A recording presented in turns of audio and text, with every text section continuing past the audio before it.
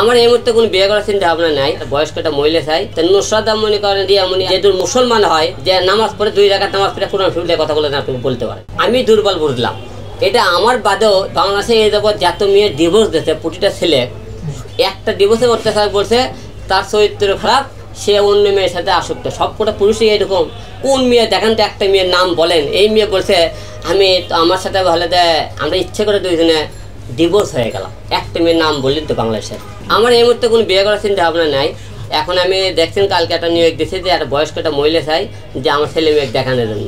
ঠিক আছে, আমি ভবিষ্যতে আমার চিন্তা ভাবনা আছে আমি বাইরের দেশে সেটেল হয়ে যাবো। বাংলাদেশ থেকে আমি আমার 2-4-5 বছর আমি বাইরের দেশে সেটেল হবো, আমি আমার পরিবার নিয়ে সেটেল হয়ে যাবো। যেহেতু আমি সে আসামি আমি বাদী, সে আমার বিরুদ্ধে 101টা সে অভিযোগ করতেই পারে, তবে যে কোনো অভিযোগ সাক্ষী প্রমাণ চাই। আমি যেমন কিছু অর্থ এতই হিম্মতে বলে নুসরাত মনে করেন যে এমন এত কথাবার্তা বলে যেহেতু মুসলমান হয় যে নামাজ পড়ে 2 রাকাত নামাজ পড়ে কোরআন শরীফের কথাগুলো আপনি বলতে পারেন।